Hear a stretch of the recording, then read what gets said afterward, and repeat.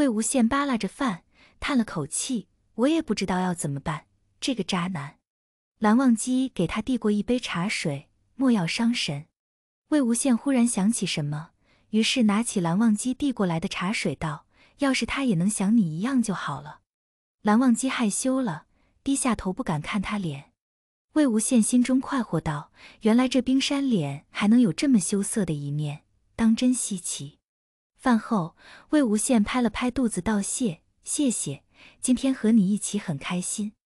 看着蓝忘机的车，魏无羡停下脚步：你这个朋友我交了，不过我还有事情，不能和你一起去图书馆了。蓝忘机也不着急，要事要紧。魏无羡对他招招手：再见。蓝忘机浅笑：下次见。回到家里面，魏无羡和老爸说了蓝忘机要和自己离婚的事情。魏长则气得直拍桌子：什么？他要和你离婚？我的宝贝儿子那里不好了，竟然要和你离婚？魏无羡配合着道：就是就是。很快，魏长则就通知了蓝家那边。蓝家那边也很吃惊，没想到蓝忘机会如此行事。蓝启仁当晚就把他叫了回去训话：你要和魏无羡离婚？蓝忘机心知此时瞒不住，干脆坦白道：我和他不过一纸婚约，并没有夫妻情分，也更没有夫妻之实，况且我已经有喜欢的人了。蓝启仁气得直咳嗽：你这个逆子，你大逆不道。最后还是蓝曦臣出面调解，才缓和了气氛。蓝曦臣问道：忘机，你真的有喜欢的人了？蓝忘机肯定的点头。蓝曦臣又问：无羡你当真无情？蓝忘机道：我从没见过他。蓝启仁、蓝曦臣，蓝启仁猛地从沙发上坐起：你与他结婚1年，竟然一面都没有见过，你要气死我呀！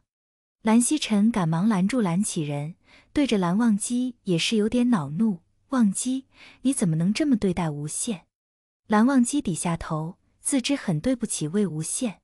蓝曦臣道：魏家和我们是世家交好，你怎么对他们？怎么？忘机啊，你要大哥说你什么好？我自会补偿。这已经是蓝忘机唯一能做的事情了。蓝启仁怒极败坏：补偿？你要怎么补偿？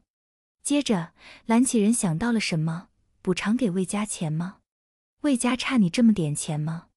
蓝曦臣也难得急了起来：1年光阴是无限的青春啊，你就这么图耗了他1年的青春，你怎么这么糊涂？蓝启仁气得不想再在这里待下去，直接摔门而走。蓝曦臣按住蓝忘机，缓缓坐下，待到一阵，蓝曦臣缓下心中的愤怒，才淡淡道：你想清楚了？蓝忘机道：是。接着蓝曦臣道：不反悔？蓝忘机：是。蓝曦臣凝视着他：你喜欢的人是谁？可带回来看看。蓝忘机道：他还不知道。不知道？你没有告诉他你结婚了？蓝忘机否认：我说了，我不会欺骗他。蓝曦臣又道：我不会去打扰他，但是你要让我知道他是谁。蓝忘机想了想，谨慎的不开口。蓝曦臣再三保证：我绝不会去打扰，这是你们的事情。蓝忘机放下心，说了他的名字：他叫魏婴。一瞬，蓝曦臣当机，他审视着问蓝忘机：婴儿的婴？蓝忘机也诧异的看过去：大哥认识？蓝曦臣不知该笑还是该哭。他叹了一口气，忍住嘴角的笑意：你和无羡的事情我们不阻拦，随你去吧。叔父和魏家那边我会去说，你也不用担心。蓝忘机感激道：忘机，无以为报。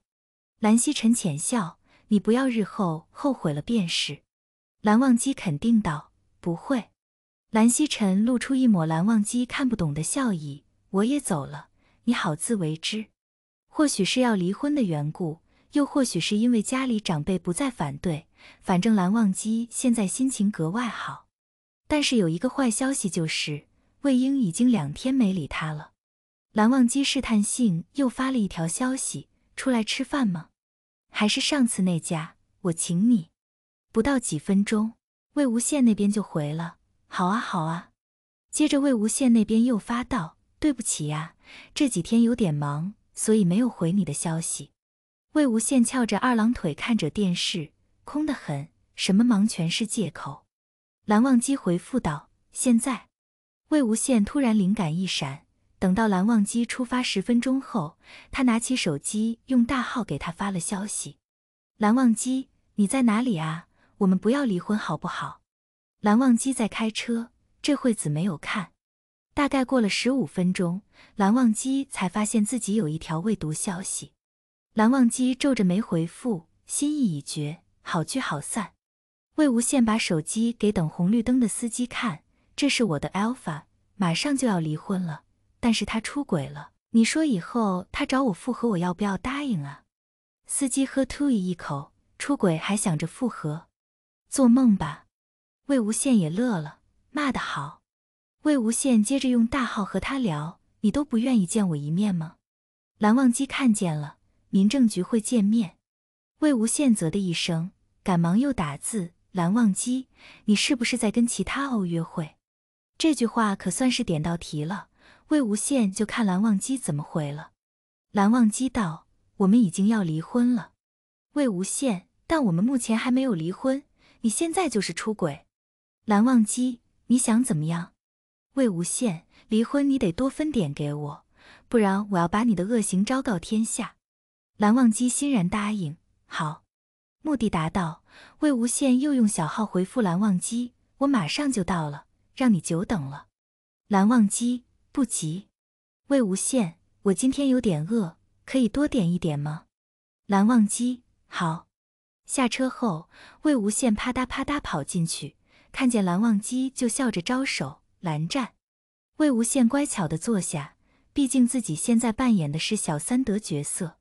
蓝忘机把菜单给他：我已经点过一波了，你再点一些你爱吃的。魏无羡翻了翻，请求道：我可以随便点吗？无需担心。慢慢，他给魏无羡开始倒水，让魏无羡有时间好挑。魏无羡快速勾选了几道辣菜，弯着月牙眼道：我好了。